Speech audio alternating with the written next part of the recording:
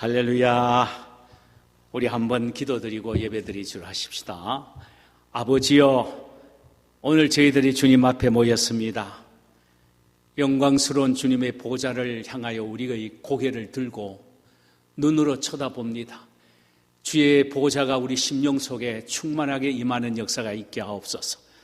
오늘 이 시간 저희들이 드리는 찬양을 통해 영광 받으시고 예배를 통해 영광 받으시고 저희들에게 넘치는 은혜를 부어 주옵소서. 예수님의 이름으로 기도하옵나이다. 아멘. 찬송가 우리 303장을 부르도록 하십시다.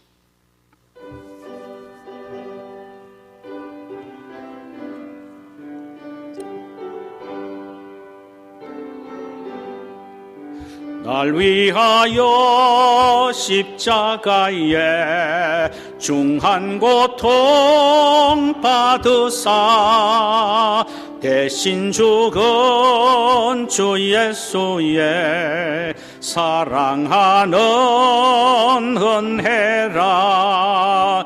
보배로운 피를 흘려 영영 죽을 죄에서 구속함을 받은 우리 어찌 찬양 안 할까. 이 세수 안에 있는 우리 한량 없이 즐겁고 주 성령의 위로함이 마음속에 차도다. 천국 음악 소리 같은 은혜로운 그 말씀 끊임없이 듣는 우리 어찌 찬양 안 할까. 이 세상에 모진 풍파 치지 않고 불어도 주님 안에 보호받는 우리 마음 편하다. 늘 깨어서 기도하고 저 천국을 바라며 주님만을 기다리니 어찌 찬양 안 할까. 3절요. 이 세상에 모진 풍파 쉬지 않고 불어도 주님 안에 보호받는 우리 마음 편하다. 늘 깨어서 기도하고 저 천국을 바라며 주님만을 기다리니 어찌 찬양 안 할까. 우리 하나님의 말씀을 보실까요? 구약성경 하박국서입니다. 구약성경 하박국서 2장 4절에서 14절까지의 말씀이 되겠습니다. 우리 한 절씩 교독하도록 하십시다. 2장 4절에서부터 14절까지입니다. 우리 한 절씩 교독하도록 하십시다. 보라, 그의 마음은 교만하며 그 속에서 정직하지 못하나 의인은 그의 믿음으로 말미암아 살리라. 그는 술을 즐기며 거짓되고 교만하여 가만히 있지 아니하고 스올처럼 자기의 욕심을 넓히며 또 그는 사망 같아서 족한 줄을 모르고 자기에게로 여러 나라를 모으며 여러 백성을 모으나니 그 무리가 다 속담으로 그를 평론하며 조롱하는 시로 그를 풍자하지 않겠느냐. 곧 이르기를 화 있을진저 자기 소유 아닌 것을 모으는 자여 언제까지 이르겠느냐. 볼모 잡은 것으로 무겁게 짐진 자여 너를 억누를 자들이 갑자기 일어나지 않겠느냐. 너를 괴롭힐 자들이 깨어나지 않겠느냐. 네가 그들에게 노략을 당하지 않겠느냐. 네가 여러 나라를 노략하였으므로 그 모든 민족의 남은 자가 너를 노력하리니 이는 내가 사람의 피를 흘렸으며 또 땅과 성읍과 그 안의 모든 주민에게 강포를 행하였음이니이다. 재앙을 피하기 위하여 높은 데 깃들이려 하며 자기 집을 위하여 부당한 이익을 취하는 자에게 화 있을진저. 내가 많은 민족을 멸할 것이 내 집에 욕을 부리며 내 영혼에게 죄를 범하게 하는 것이 되었도다. 담에서 돌로 부르짖고 집에서 들보가 응답하리라. 피로 성읍을 건설하며 불의로 성을 건축하는 자에게 화 있을진저. 민족들이 불탈 것으로 수고하는 것과 나라들이 헛된 일로 피곤하게 되는 것이 만군의 여호와께로 말미암음이 아니냐. 14절 함께 읽읍시다. 이는 물이 바다를 덮음같이 여호와의 영광을 인정하는 것이 이 세상에 가득함이니라. 아멘. 할렐루야. 주께서 우리 모두에게 시간에 넘치는 은혜를 주시기를 원합니다. 오늘 함께 나누고자 하는 말씀의 제목은 의인은 믿음으로 살리라입니다. 본문은 하박국서 2장 4절에서 14절까지입니다. 하박국 선지자가 외치는 하박국서의 주제는 의인이 왜 고난을 당하느냐라는 질문입니다. 그 대신 악인은 아무리 악을 행해도 하나님이 왜 간섭하지 않고 그대로 내어버려 두느냐라는 반문이 되기도 합니다.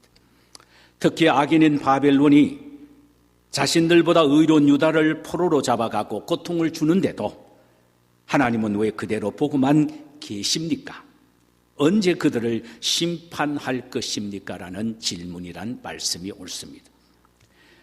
여기에 대한 하나님의 대답은 심판이 그들에게 곧 임하게 될 테니 너는 기다리라 라는 말씀이었습니다. 이렇게 말씀하셨어요. 이 묵시는 정한 때가 있나니 그 종말이 속히 이르겠고 결코 거짓되지 아니하리라. 비록 더딜지라도 기다리라. 지체하지 않고 반드시 응하리라.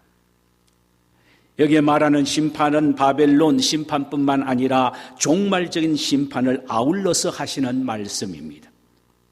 의인인 유다를 심판한 악인 바벨론을 심판하셨듯이 하나님을 믿지 않는 악인들에게 내리는 인류 종말의 심판도 함께 말씀하고 있다는 뜻입니다. 반드시 심판이 있게 되니까 조급하지 말고 인내하며 기다리라는 의미입니다. 그러기에 믿음을 가진 사람들의 태도는 의인은 믿음으로 말미암아 살리라 믿고 인내하며 사는 것이 하나님을 믿는 의인들의 종말을 바라보는 그리고 대처하는 태도라는 말씀입니다. 이는 의인 하박국인 믿음으로 바벨론 멸망을 바라보고 기다렸듯이 인류 마지막에도 하나님은 반드시 심판하게 되니 믿음의 사람들은 인내하며 기다리라는 말씀입니다.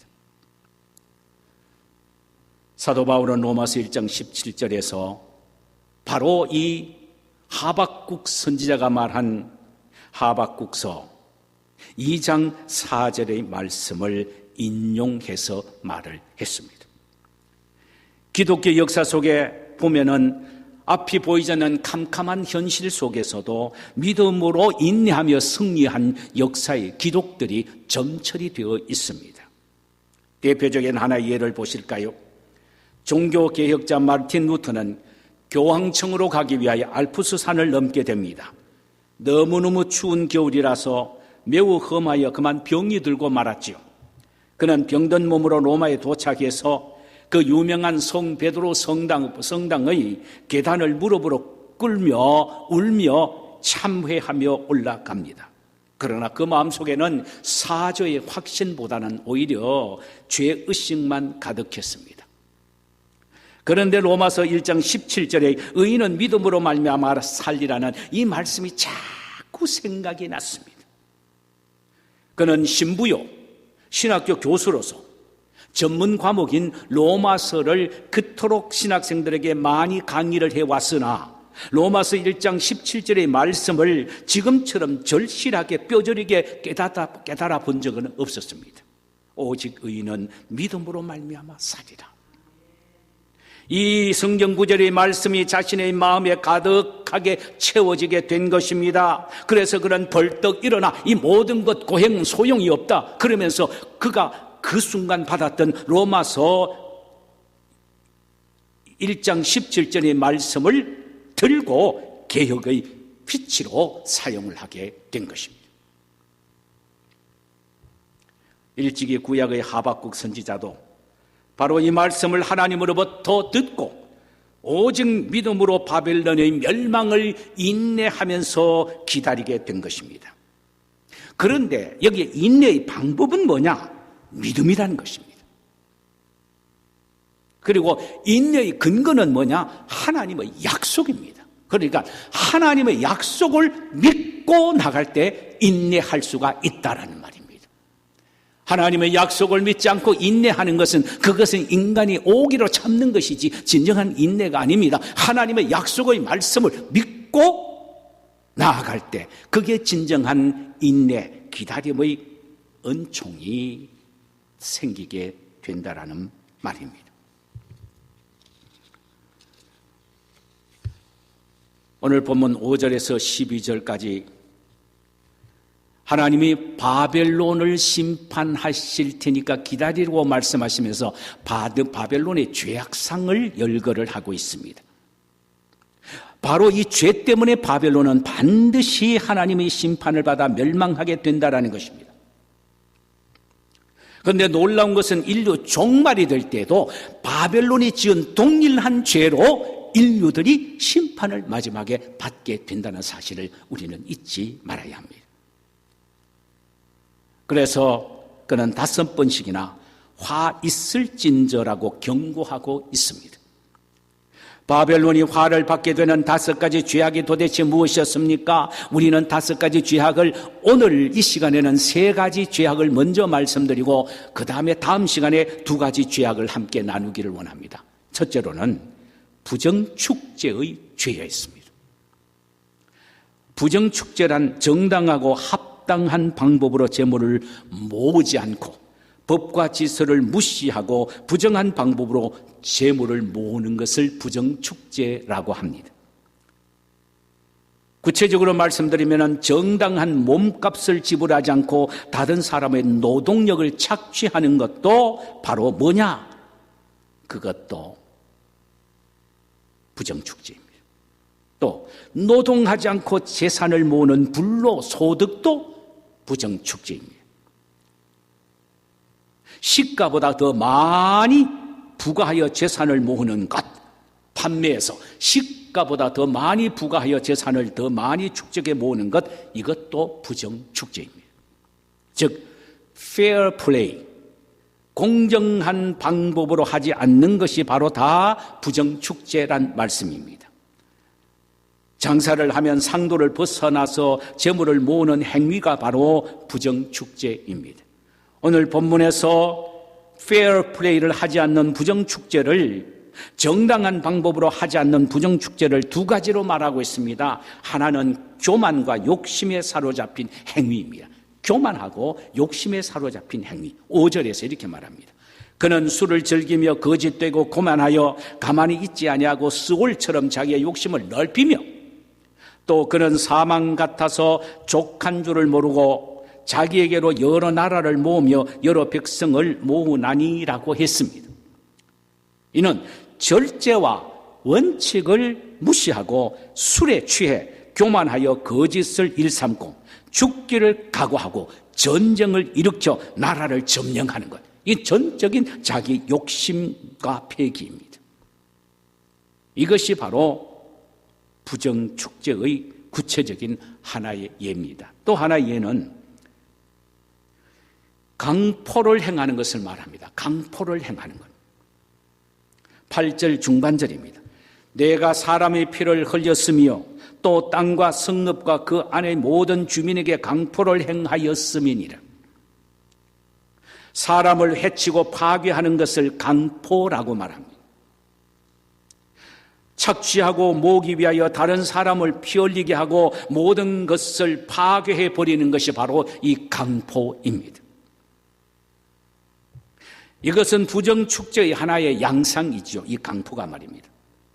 또 구체적으로 말씀드리면 다른 영토와 민족을 점령하여 그들이 피와 땀을 흘려 이루어 놓은 것을 땀 한 방울 흘리지 않고 자신의 소유로 만들어 버리는 것, 이것이 바로 강포입니다.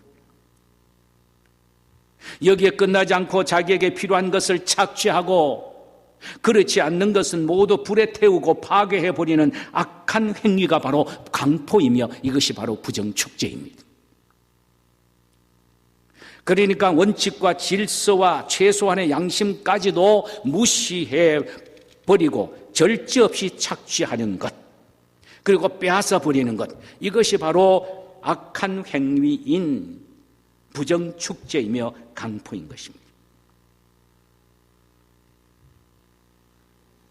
여러분, 바벨론 당시 때 바벨론 나라만 이런 것이 아니고 오늘날 우리가 살고 있는 이 시대가 바로 이런 동일한 죄를 답습하고 있는 시대입니다.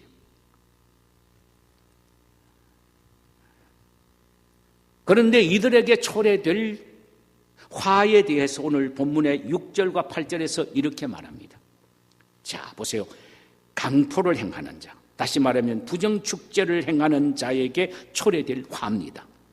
화 있을진저 자기 소유 아닌 것을 모으는 자여, 언제까지 이르겠느냐. 불모 잡은 것으로 무겁게 짐진 자여, 너를 억누를 자들이 갑자기 일어나지 않겠느냐. 너를 괴롭힐 자들이 깨어나지 않겠느냐. 내가 그들에게 노략을 당하지 않겠느냐. 내가 여러 나라를 노략하였으므로 그 모든 민족의 남은 자가 너를 노략하리라. 너를 노략하리니 이는 내가 사람의 피를 흘렸으며 또 땅과 성읍과 그 안에 모든 주민에게 광포를 행하였음이니라 그랬습니다. 여기에 화 있을진자요, 화 있을진저 자기 소유 아닌 것을 모으는 자유란 말은 부정축제를 행하는 자들을 향하여 하시는 말씀입니다. 자, 보세요. 그들이 당한 화는 뭔지 아세요?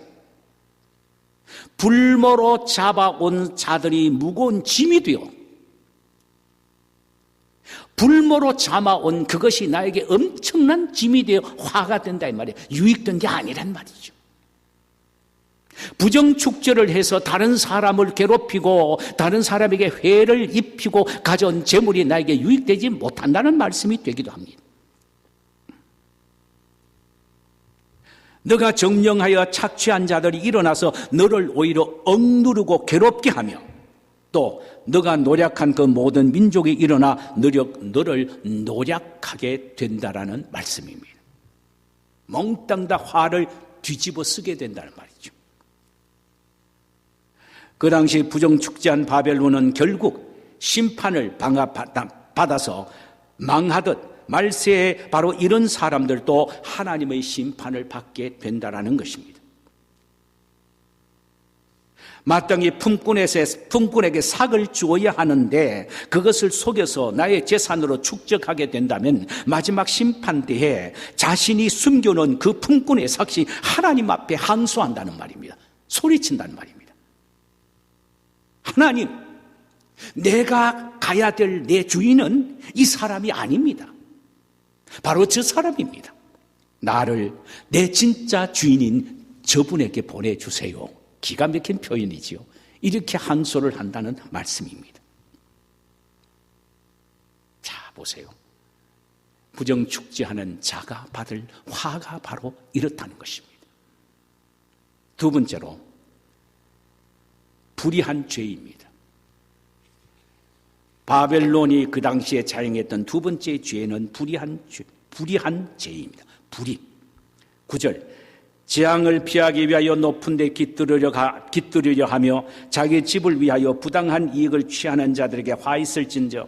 여기에 자기 집을 위해 부당한 이익을 취하는 자는 누구를 가리켜 하는 말이냐면 바로 불의한 자를 가리켜 말하는 것입니다. 즉 10절의 내용처럼 많은 민족을 멸한 사람을 말합니다. 많은 민족을 멸한 사람. 많은 민족을 침략하여 살상하고 빼앗아 부를 누리는 사람입니다. 여러분, 바벨론이 얼마나 옆에 주변에 있는 사람들을 많이 괴롭혀 착취했는지 아세요? 아수르뿐만 아니라 남쪽 유다, 그리고 모함, 암몬, 에돔, 저 밑에 애굽, 아이고, 다메섹, 몽땅 다 착취해서 그들을 괴롭히고 그들을 빼앗고 죽이고 살상했습니다. 이게 바벨론의 악행입니다. 남의 것을 빼앗고 착취하여 끌어모은 사람들의 심리적 현상은 늘 마음에 불안과 두려움이 있습니다.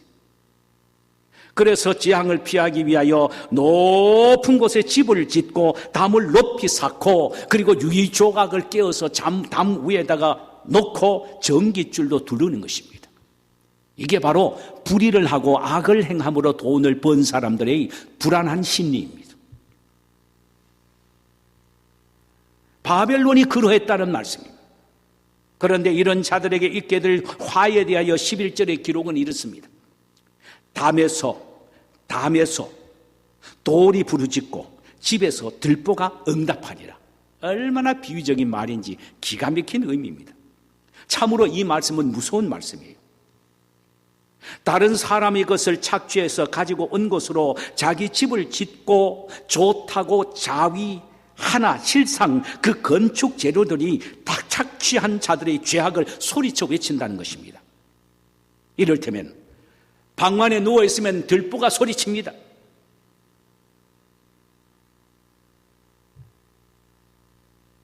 그들의 사악한 죄를 성토한다는 건 말이에요.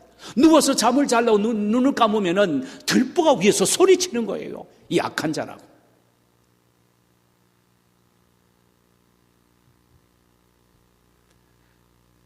또 밖에 나가면요,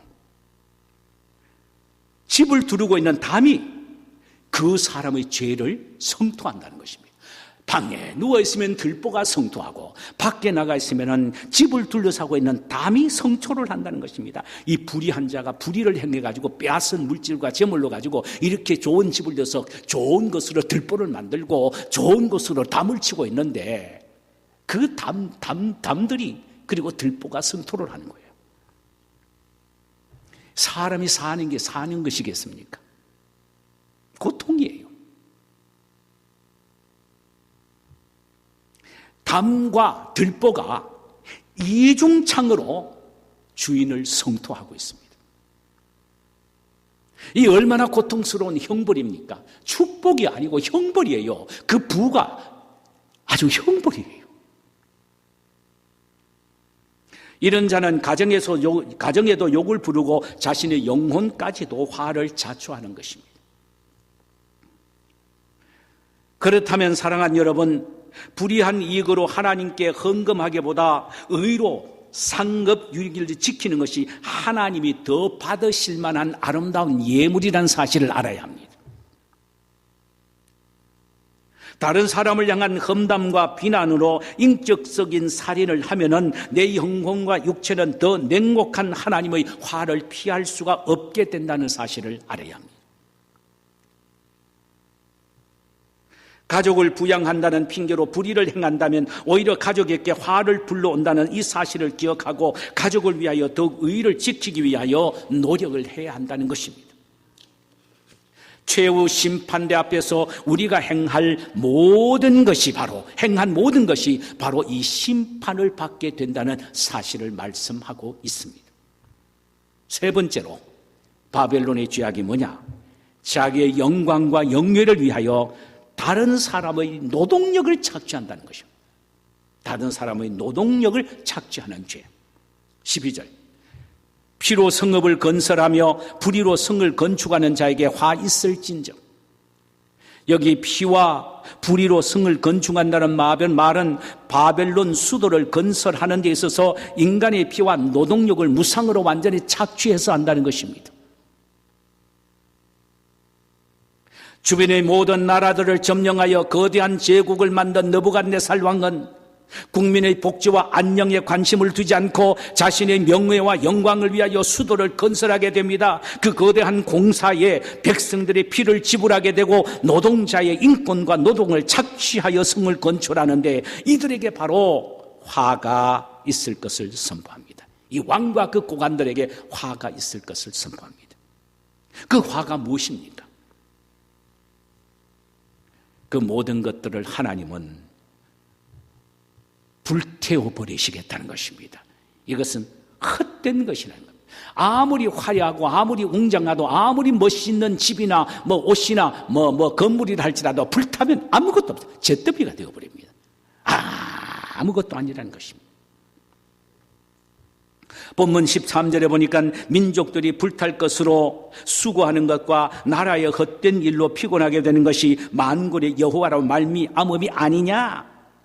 인간의 피를 뽑고 노동력을 착취하여 불의한 방법으로 수도를 건설한다고 해도 그것은 하나님이 위하여 불타버리고 잿더미가 되게 하여 헛것으로 만들어버리겠다는 것입니다.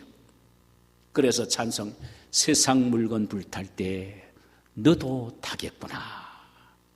이것이 바로 마지막 심판 때의 처참한 죄인의 모습이라는 것입니다. 우리는 기억해야 합니다. 인간적이고 불의한 방법으로 아무리 많은 부를 축적하고 명예를 쌓았다고 해도 마지막 심판 때에 세상의 모든 것 불탈 때 자기의 재물과 명예 모든 것도 함께 불타게 된다는 이 사실입니다. 이 사실을 깨달은 하박국은 헛된 인생, 후회하지 않는 인생, 실패하지 않는 인생이 되기 위해서는 어떻게 살아야 할 것인가를 14절에서 이렇게 말합니다. 이는 물이 바다를 덮음같이 여호와의 영광을 인정하는 것이 세상에 가득함이니라. 다시요. 이는 물이 바다를 덮음같이 여호와의 영광을 인정하는 것이 세상에 가득함이니라. 이 말씀의 의미는 멀지 않아 무너지고 불타버릴 세상의 것을 세우는 길에 인생을 투자하지 말고 마치 물이 온 세상에 가득하게 덮음같이 여호와의 영광이 온 천지를 뒤덮는 하나님의 나라의 도래를 위하여 충성하고 최선을 다하고 헌신하고 그분을 위하여 그 나라를 위하여 일하고 수고하라는 말입니다. 이것이 바로 후회하지 않는 복된 인생이 된다라는 것입니다. 우리의 남은 생에 무엇을 위하여 살아야 합니까?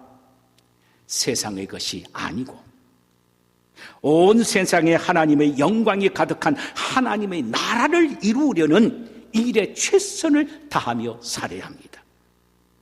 힘들고 어려워도 답답해도 금방 내 손에 잡힌 것 없어도 오직 의인은 믿음으로 인내하며 하나님의 나라를 확장하고 세우는 일에 최선을 다해야 될 줄 믿습니다. 자, 우리 이 시간에 찬송 한 장 부르실까요? 찬송가 522장입니다. 522장. 522장.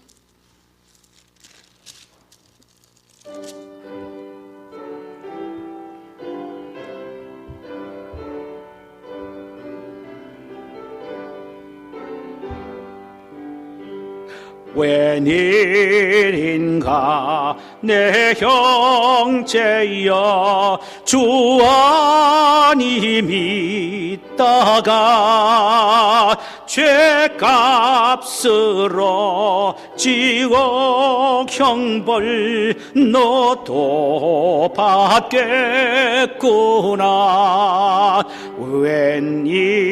웬일인가 내 형제여 마귀만 따르다 저 마귀 지옥 갈 때에 너도 가겠구나.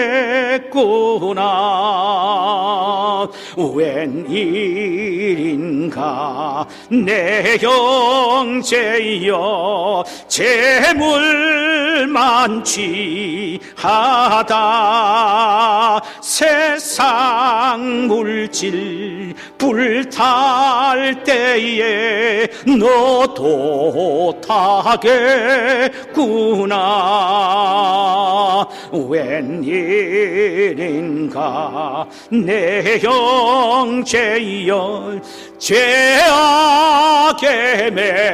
매여서 한없이 고생하는 것 참 못 보겠구나.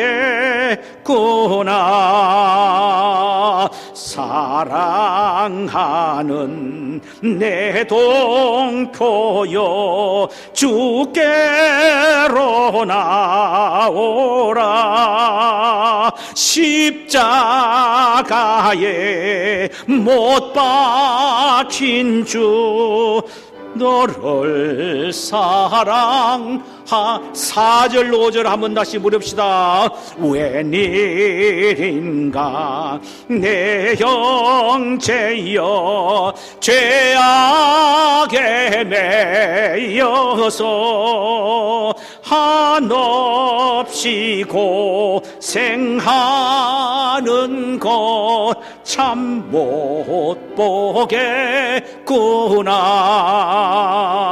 사랑하는 내 동표여, 주께로 나오라. 십자가에 못 박힌 주 너를 사랑하네.